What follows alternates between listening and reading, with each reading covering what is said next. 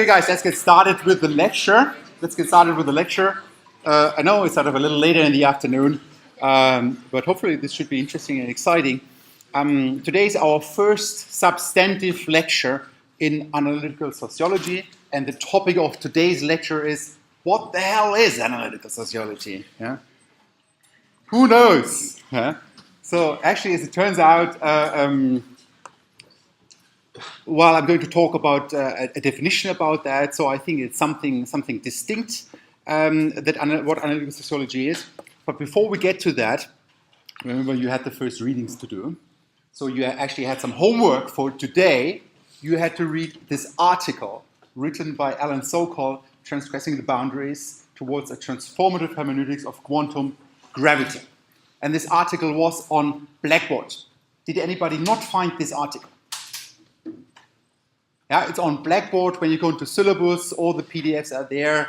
It doesn't get any easier for you guys. So this is the article that you had to read. And now you're going to see how this is going to go. So I'm going to ask you a question about these kind of things. So please take out your phone. Go to this website, menti.com, put in the code, and then answer the question.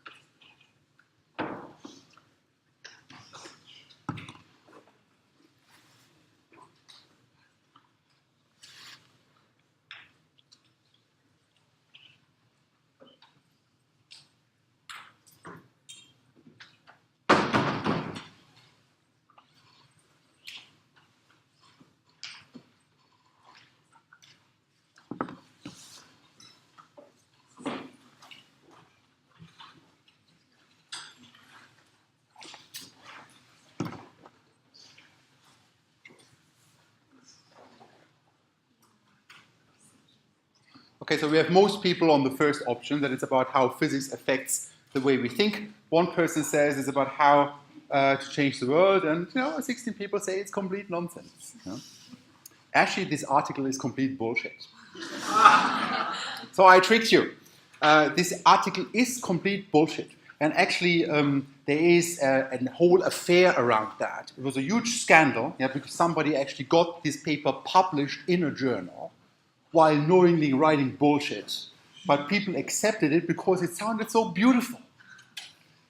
It does read beautiful, that article, but I don't know if you understood anything in there. I don't understand anything in that bloody article. Right? And this is sort of like, maybe now you think sociology has to be like that. Maybe sociology has to sound complicated. Maybe sociology has to be fancy in some ways, and talking about the obvious. But actually, no. And that's what analytical sociology is about. It's about being clear, it's about being precise, it's about being to the point, and not talking about bullshit like a lot of sociologists do. So actually, in this case, it was not a sociologist, it was a physicist. Alan Sokal is a physicist, but I will talk about the affair more in a second, who just wanted to reveal how crooked the system is.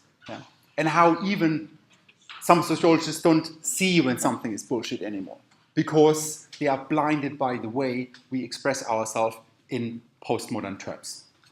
So this article is complete bullshit. But we come back to it in a little bit.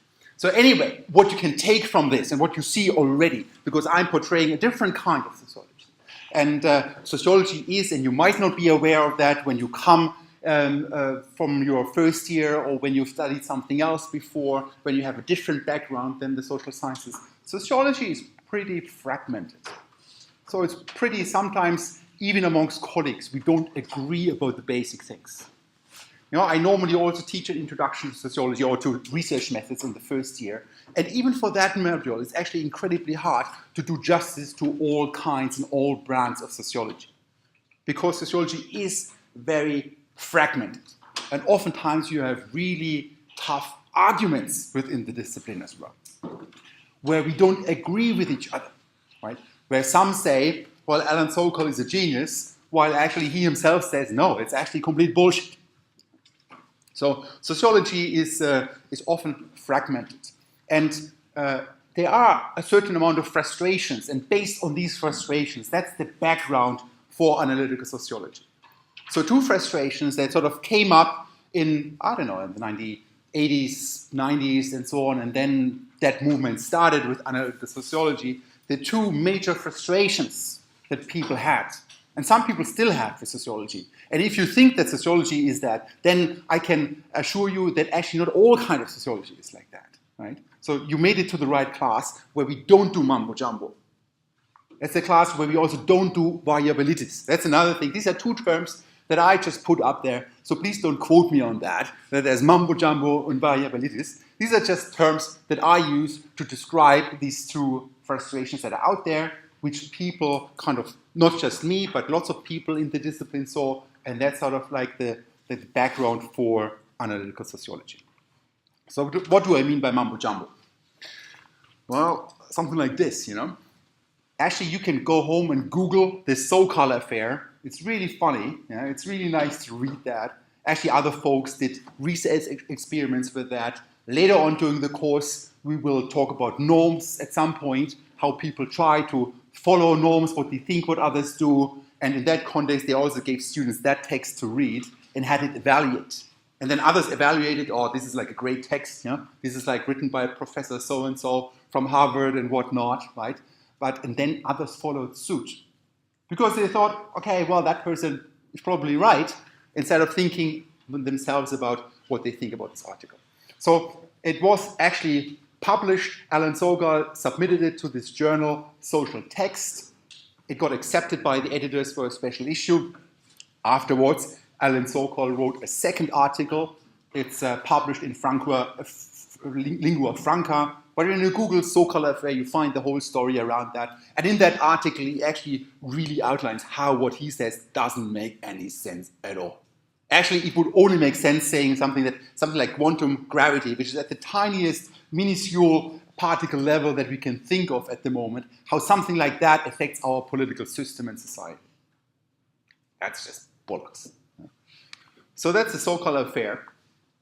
And what you do see sometimes is that people, think they need to express themselves in a certain complicated way. I always say, actually, it's easy to express yourself in a complicated way. It's actually much harder to be clear, be simple, be straightforward. And when you read our best articles in the best journals in sociology, these are the American Journal of Sociology or the American Sociological Review, these are articles, they are very clear. They are to the point because they went through this whole process. So when there's something that you don't understand, take a step back and think that maybe the person who wrote the bloody thing did a bad job. Yeah? Or maybe there is nothing in there that makes sense. Okay, so that's variabilities and mumbo jumbo. And when you look at sociology, I don't know, you must have read some major works. Maybe you read some Parker Parsons or whatnot. The guy is really difficult to understand. I don't understand the guy. Yeah, and others, they are just writing really in a very weird way. And at the end, they write, sometimes some people, they write books like that to say something that you could say in one sentence. Yeah, and then I wonder, what the hell are they doing? Yeah, it's but I don't know, we can have longer discussions about that. I like to go on and rants for that for the longest time, but I think that's sort of where we are at the moment right now. In my opinion, we should be clear, and sociology can be like that, and there is a large chunk of good sociology out there that is very clear. Okay, so this is one frustration that people have. But there is also another frustration at the other extreme, and that's what I call variabilities. Actually, this refers to what some people call variable sociology. And variable sociology is more or less just the mindless association between things. It's just fishing for stuff. Maybe nowadays there's a different, one can debate this in a different way. With machine learning, we have completely new ways of actually finding social patterns, right? But those patterns, even though when they might be complex, they do not necessarily tell you what's going on, right? So it's really at the end, actually, I'm a big fan of machine learning. It's great. It's like, I don't know, a pattern recognition and things like that. But it doesn't tell you the story. It doesn't tell you what's going on, right? So that's sort of like at the other side, the problem that we have, that we don't really think about what is going on. And analytical sociology kind of tries to situated itself between these two frustrations that people had and solve them. And the way it does so is, first of all, with clarity and precision. And there's actually a reason for that, because when it is about making an explanation, you need to be actually very clear. And very quickly, if you want to explain something, you need to be precise. But then also with mechanism-based explanations. And mechanism-based explanations, it's talking about how something comes about. Okay, so it's about being clear and precise. And that's also, what I expect from you when there's an assignment or so on. Actually, I probably downgrade you when you write in an overly complicated way. And hopefully I don't express anything in an overly complicated way either. So it's about being clear and precise. And this comes from making an explanation. If you want to explain something, it needs to be precise. And the second one is about how something comes about. This is the mechanism or the generative process that comes into play. Okay, here comes analytical sociology. And now analytical sociology, when you think about it, what it is, it's, in my opinion, a convincing strategy for understanding the social world. Now, let's see later on what that means. As I said, it's like a research community right now that started maybe around 10 years ago in a more formal way. I remember the very first meetings, there were like, 10 people sitting there, like some very established folks. And by now it's like a big community, like big conferences with hundreds of participants and sections in sociological associations in the world. There are a couple of landmark books in this field. Actually, there are certain figures, I had mentioned the last time already, like one of the current founding fathers is Peter Hedström. He's also the founder and then director of the Institute for Analytical Sociology, where I used to be as well at some point in my life. And there are other forefathers, Robert Merton, Thomas Schelling, other people we'll come across about at some point, and we'll talk about them. But Peter Hedström sort of coined this term, analytical sociology, I would say 10 years ago. There's this book, Dissecting the Social, that he wrote. There's the Oxford Handbook for Analytical Sociology. There's some other publications, including the last two, one of which is edited by me. And the other one, you find me in there as well. Okay, so now let me give you a definition. And now what we're going to do, I'm going to give you a definition, actually a friend of mine, of Gianluca Manzo, who happens to be in Paris at the Sorbonne. And he sort of gave us this definition of analytical sociology, and I'll walk you through that definition. We're going to pick on certain components of it, and hopefully then you see that this is not a trivial definition. So his definition is, analytical sociology is the sociological perspective that seeks to systematically formulate and empirically test micro-founded mechanism-based explanations of complex macro-level patterns and dynamics. Okay, well, let's take one step back. So this is about making explanations. Yeah? It's about explaining something. And that already, actually, believe it or not, actually limits it in many different ways. That's because some people say we cannot explain at all. Some people say all we can do is we can interpret stuff, but we cannot explain. Then the next level is a descriptive way of going about things. You just describe things. You still don't explain something. You describe a pattern, you observe something. Machine learning would fall into that as well. You describe something that you observe. But you haven't said, or you haven't found an explanation why you observe that, or how that comes about, right? So this is sort of the explanatory, which is often considered the gold standard of what we achieve to do in the scientific community. We want to explain stuff. We don't just want to interpret the world around us. Of course, that's important. We don't just want to describe stuff. Of course, that's important. And every explanation actually starts with a good description to begin with. But on the top of that, we want to explain something. We want to explain why something is the case, how something came about. So it is about explanations. And what should we explain? Well, according to Gianluca, we should explain macro-level patterns. Macro-level patterns. What are macro-level patterns? What are micro-level patterns? Where are we with that? Well, actually, there used to be for a long time a distinction between macro-sociology and micro-sociology. Macro-sociology is about the big patterns, stuff like segregation, social inequality, norms, typical beliefs and so on and so forth, right? Or culture or political systems, that macro phenomena that are situated higher up. And then you had micro sociology, which sort of was more concerned about how do individuals behave. So you have different levels of aggregation, and we will actually talk about that all next week, where we kind of try to understand, hang on, where do these different levels come into play? And actually they can be really sneaky because you can really mix them up and then you are screwed, because an explanation can work on the one level but not on the other. Or you can make a big mistake, and that's called the ecological fallacy. It's a great exam question. What is the ecological fallacy? Yeah. It's a question where you observe something at a higher level, and from that you conclude that it also works at the lower level. Yeah. And that's wrong. But we'll talk about that next week. Yeah. So here we want to explain macro level patterns. And macro level patterns, this is sort of where we get at the end of the day. But as you'll see, analytical sociology, it kind of combines these two things. And I think nowadays good sociologists do that. They see that you cannot just do the one without the other. You have individuals that behave embedded in social context, right? Society is around me. It affects me even though I might not know about it. Even right now, society affects you in a way that you're sitting there, you're being quiet, right? Because there's like a role situation where I'm standing in front of you. There's even a room layout which kind of lends itself that you kind of sit there and be quiet and look to the front, right? You're not even aware of these kind of things. And these are the most fascinating sociological things where stuff you're not really aware of things, yeah? And sometimes you only see that when you kind of step out or when you're in a different environment or when you have that sociological interest and curiosity. But at the same time, we individuals, we shape the society around us. I do something, then my friends observe me doing that. Yeah? I kind of go, and last night I had a drink, and with a friend, and the friend is having a drink and saying, "Oh, Thomas, you want to have a drink as well?" I didn't really want to, but my friend had a drink, so okay, I go along. Yeah? There you go. And actually, I have another PhD student. We looked at obesity and eating behavior of kids in schools, and there we observe that as well.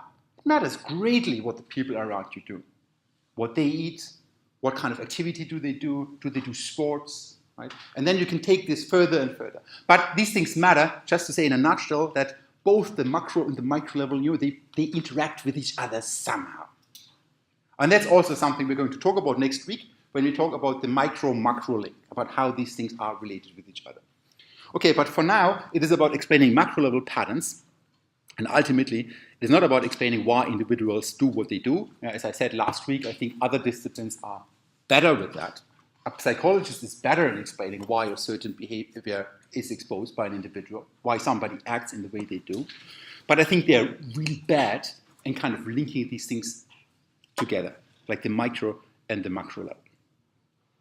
So we want to explain macro-level patterns, explanations of macro-level patterns. Now Gianluca says in his definition, we should go about this in a systematic and empirical way. In a systematic and empirical way. Let's backtrack a little bit. And some of you might have seen this before if you attended the sociological analysis and research design lecture last year. For some, it might be a refresher. For others, this is completely new. Let's just briefly ask the question for a moment, how do we know things? How do we know things?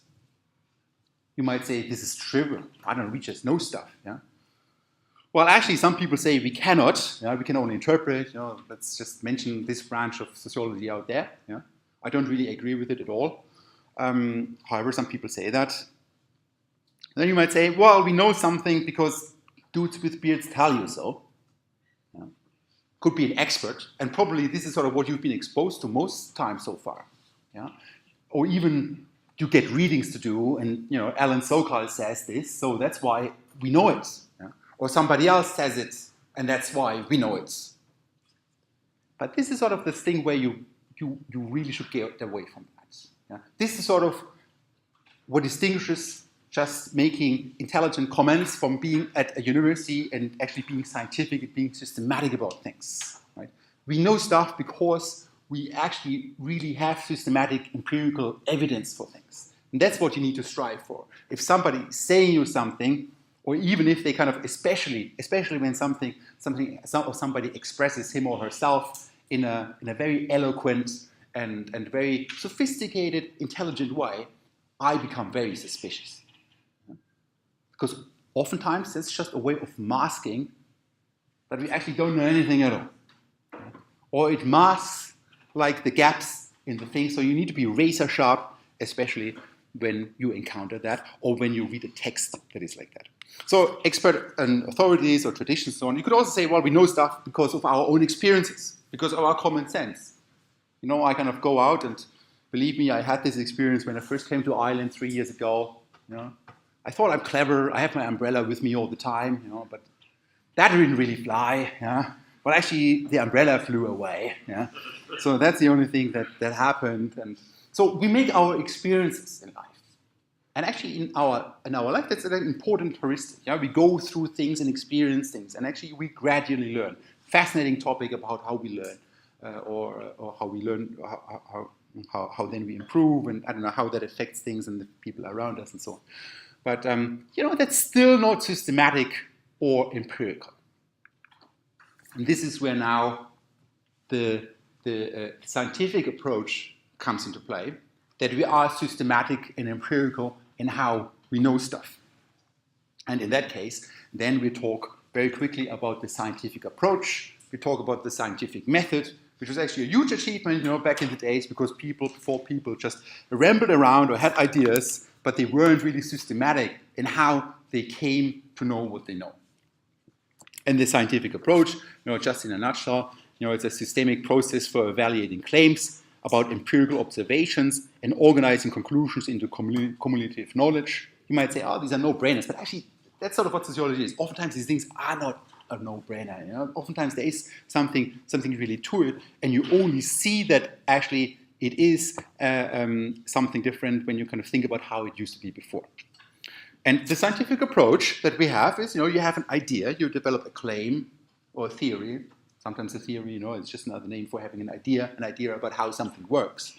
Then you operationalize it by making testable hypotheses. You say, if that is my theory, then this should hold. This is like an hypothesis that would come from that. And actually, that's something, that whole area about how we make an explanation, that's what we are going to talk about on Tuesday. But how we have a theory, and then we make a hypothesis out of that. And a hypothesis is something that we can test with some sort of data. So then we can actually go out and say, well, if that theory is the case, then a hypothesis should be true. And actually, then I can go and collect data in whatever way or form.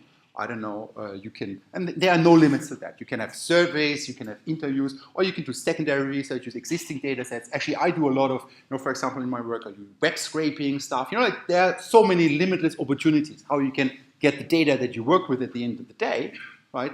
But ultimately, it is about testing the hypothesis, which allows you to either refute or accept the hypothesis, which then allows you to derive conclusions and revise your theory that you had before.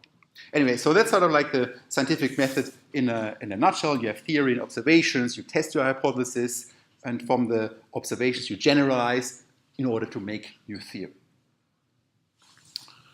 Okay, so we are now talking about explanations of macro-level patterns, and we want to be systematic and empirical about it. Let's pick another one over here. So Gianluca says it should be micro-founded. Micro-founded. Now we're back at this macro-level, micro-level thing. Now remember, macro-level are sort of like culture, society, segregation, I don't know, norms, beliefs that we have. That sort of like rest at a higher aggregated level, while micro means actually, in this case, that there are individuals. Believe it or not, some sociologists push this to the extreme. And now the example of that would be actually Target Parsons, who used to be the godfather of sociology back in the 1970s. He was based in Harvard, and interestingly, just next to him was George Caspar Homans, who was also a sociology professor at Harvard at the time, and he was sort of like a very central figure in microsociology. So they had huge battles, but Target Parsons used to be this godfather of the discipline for the longest time. And in his world, There were always no individuals. When you read the structure of social actions, you hardly find individuals in there. It's about social systems, it's about schemas that operate in a way, but hang on a moment. There are still individuals, aren't there? Society exists of individuals. And that's actually what here this idea of micro-founded means. That at the end of the day, and I find that very convincing, that at the end of the day, only individuals can do something. An institution by itself doesn't do anything. Culture by itself doesn't do anything. It's not the actor. Of course, kind of individuals are affected by these things. Individuals are affected by institutions. Or individuals behave in the name of institutions. But at the end, it's an individual that does something. So that's a distinction between here, or that's sort of what is meant by the contrast between micro and macro, and focusing on micro-founded explanations. Here we have a little schema. That's actually the famous Coleman boat. Come back to that at a later stage. But it's just a schema to explain or to portray how we make an explanation. So we have macro phenomena, and we want to know actually other macro phenomena that kind of might be following from that. But here the idea is, and that's sort of what Coleman proposes, that in order to make this link between the macro level, you need to go through the individual level. So individuals at the micro level are affected by macro conditions. They behave in a certain way, and that behavior then creates other macro conditions again. And when you read James Coleman, actually it's not in the reading, but I might put it in the suggested reading list, Foundations of Social Theory, you see in his first chapter, he actually uses an old theory that you probably all heard about, Max Weber's Protestant ethic. Yeah? It's like a classic in sociology. Max Weber, he was one of the founding fathers of the disciplines back at the beginning of the 20th century. And he actually observed this link between Protestantism and capitalism on the other side. He observed that, actually what he did observe, he was interested in how capitalism came about. And his finding was that capitalism emerged in Protestant countries. That was at the time the Netherlands, the Calvinist regions, but then also England at the time, the United States. This is sort of where capitalism emerged. But then kind of in his theory, he actually outlines this link. He outlines how Protestantism actually affects the belief system that people have and the values that they have. There's this whole idea about being pre-selected by God and all these kind of things. We can discuss that. But that's sort of like in Max Weber's framework about what Protestantism actually does. Because how should Protestantism lead to capitalism? You could observe this association, but you didn't explain it yet, unless you actually showed how it came about. Right? So here, and Max Weber kind of outlines how this Protestantism affects my value system. That I think I'm kind of being selected by God, and I can prove that, I can show that by living an ascetic life, by being a good citizen, by doing my homework, by actually earning money for the goodness of God. That's sort of how it goes in there. And then these value systems lead to economic, ascetic behavior of individuals.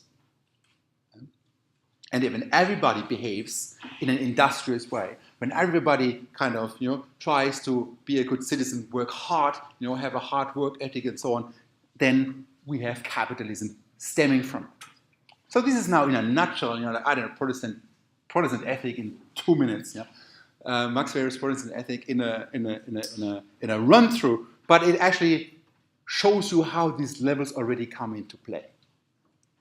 How we have macro level things like Protestantism and capitalism, but how those things don't do anything, but how individuals are embedded in that, how they are affected by it, how they behave, micro-founded, and how that then actually leads to broader macro-level patterns again.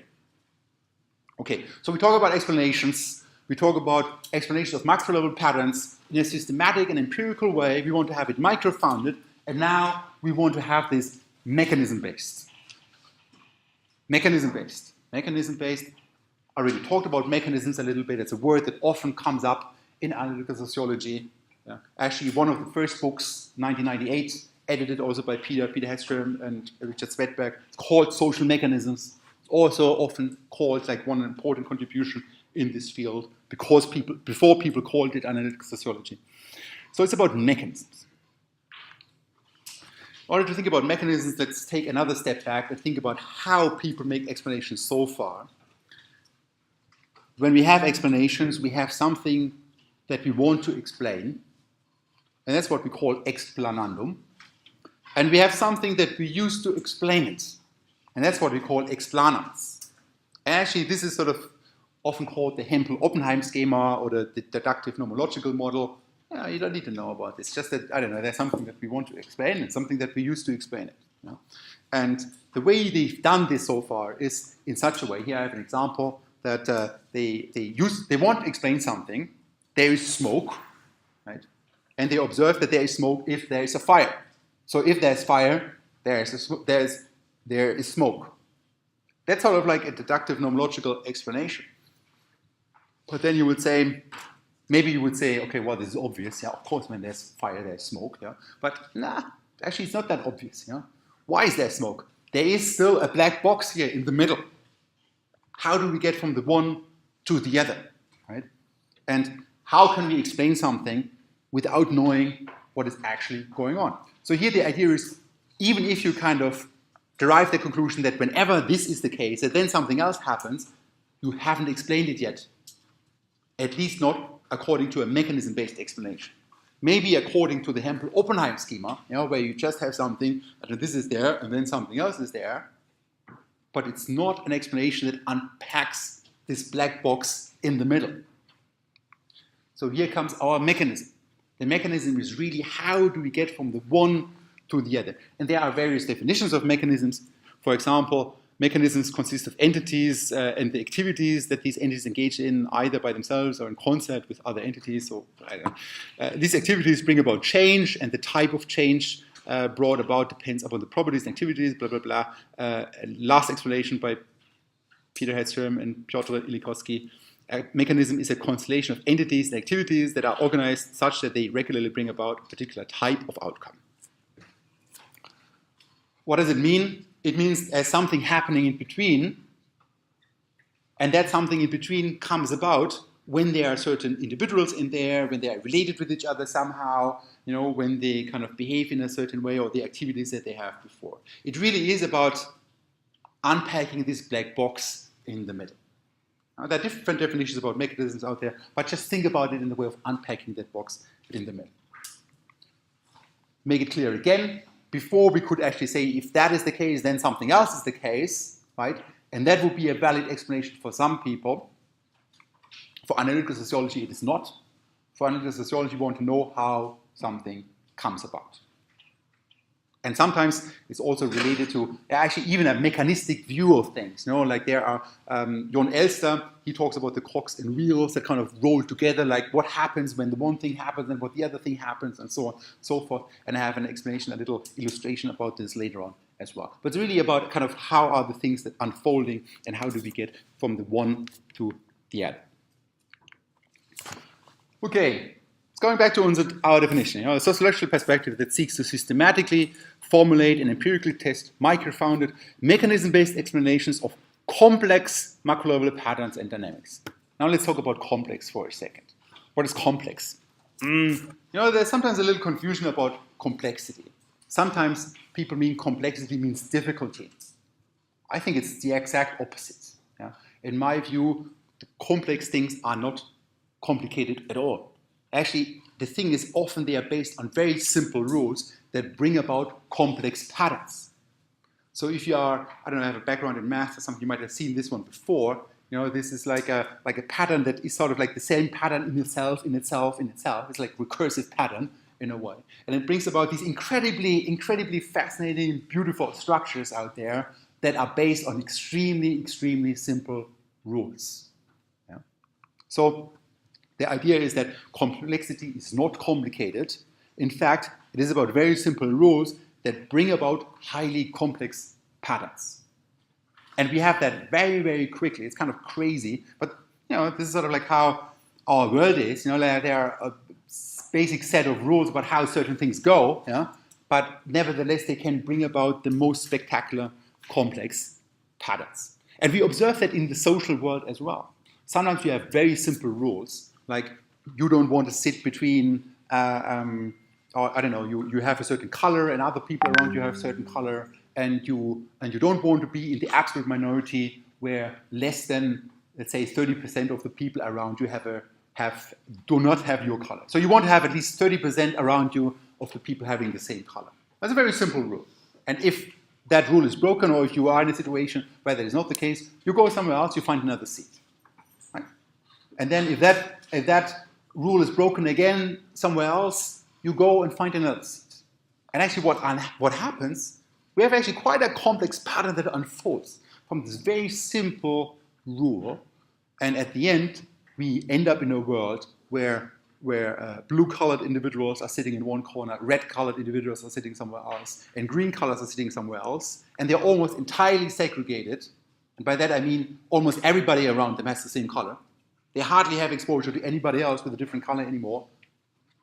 But hang on, they only had the rule that they move when less than 30% of the individuals around them have a different color. So you see, actually they would have been happy, they would have preferred to be in an integrated world, but nevertheless, they end up in a highly segregated world. That's an example of a complex process that unfolds. And sometimes we call it the complexity turn. This is sort of, it's a crucial component of what nowadays we call computational social science. It's just a way of kind of finally grasping these kind of things, because we were not able to actually study these things. But now we actually can study these things. We can study interaction on a very detailed level. We can have snapshots almost every second about how people behave, where do they go, who do they talk to, and so on. Before, sociology was not really able to do these kind of things. That's sort of why, not only in terms of methods, social science research is really like at an exciting period of this time, because suddenly we can study the social world in ways we could never study before, but actually we can even study these dynamics that unfold that we could not study before. And some people call that the complexity turn. And there, things like network science and network dynamics are important as well. But we'll talk about that at a later stage. Okay, so I have one last thing here. We have dynamics that we talk about. So Gianluca says it's a sociological perspective that seeks to systematically formulate and empirically test micro-founded mechanism-based explanations of complex macro-level patterns and dynamics. And with dynamics, I already talked about these things. You have sometimes forest fires. Yeah? Take that metaphor and kind of apply it to the social world. Actually, this is sort of, we have that all the time. Like a new fashion emerges, a new trend emerges, a new meme emerges. And suddenly everybody's tweeting about that or posting it on their Instagram or whatnot. Or even the very fact that people are using WhatsApp and Instagram. It's sort of like a thing, it sort of took off. Yeah? And why did it take off? Because everybody else did it. So if all your friends are there, and you are on it, that kind of changed situations for other friends of yours who haven't been on it. At the end, you might be the last one. Actually, I have 2 new PhD students, and one, believe it or not, he doesn't have a smartphone yet. Yeah. But it causes huge problems, because we have this cool little WhatsApp group, where we kind of talk about, okay, what's going on? And we with my little PhD students, and, where we kind of say all these different things. But there you see, social life is inherently dynamic, or at least that's what I believe in, and hopefully you kind of see that in the world around you as well. Often we don't see that anymore, and actually I find it ridiculous and fascinating at the same time that almost 100 years of sociology, or a huge chunk of sociology, didn't look at the social world from that perspective. At the very beginning of sociology, when you go back to Max Weber or what he said about social action and so on, he actually really talked about the interaction between individuals, and how that brings about something else. But then for the longest time, and there's a whole other reason for that, or I don't know, partly it's driven by the methods and the tools that we had, when we kind of develop regressions and stuff, and their variabilities comes into play, right? And their assumptions are that observations are independent from each other. When you think about it, one of the biggest tools in our toolbox that we have, stuff that I use as well, are things like regression, where you kind of relate one thing with the other, right? Or like you have a dependent variable and you have an independent variable, or you have multiple independent variables and you relate them to your dependent variable. But one central assumption in there is that your observations, that means your individuals, are independent from each other, which is ridiculous to think about it. Well, maybe in some cases it might be true, but in many cases, individuals are depending on each other. Life is inherently interdependent. So I think this is sort of one of the novelties in analytical sociology, that it actually stresses this again, that there are interdependence among the elements in there, and that life is inherently dynamic and interdependent. Okay, so let me summarize this a little bit. I said analytical sociology starts with how we make an explanation. And there it has this sometimes mechanistic views. You have Cox and Rios, and they sort of all work together and they bring about something, yeah? Whatever that is. And then things come into play, macro level, networks, whatnot. Yeah? All these kind of things come into play. But at the end, it starts with making an explanation. You could take the world and you could take it apart and you could look at all of the components in there. Right? When you look at something like that, that would be descriptive. And that's important, right? But you haven't explained anything. Right? You could even describe how certain things change, how certain things move, but you still haven't explained anything. So this can be still, or some people call that explanatory, but in analytical sociology, that wouldn't be an explanation. That's not enough. In order to explain something in analytical sociology, we need to think about how something comes about. And why do we need to do that? Because if you don't do that, if you don't get that connection right, you might be inherently wrong in how things are connected with each other and why they move in the way they move. Right? So the idea is not just to take things apart, but also to understand how they are related with each other and how the one connects to the other. And now very quickly, and this is sort of just my nutshell, let's sort of like, I don't know, this is my 1 hour philosophy of social science introduction for why, in my research, I do social network analysis. All my research is about social network analysis. I find it very cool. I look at all sorts of networks. I look at criminal networks. I look at networks in sports context. I look at networks in school classes, who's friends with whom. I look at who hates whom. I look at sort of like how organizations are connected with other organizations, all about interdependencies in my research. And the reason for that is because in order to make an explanation, we need to think how these things are connected with each other, how the one relates to the other, and very quickly we are, with the unit of our analysis, with individuals being there, being connected with each other. Okay, so this was my 1 hour introduction to what the hell is analytical sociology. So please forget the article by Alan Sokal. It's bullshit, it's not relevant for the exam, but this article is relevant for the exam. This is your homework for Tuesday. It's Jon Elster about how we make an explanation. Yeah, you find it on Blackboard.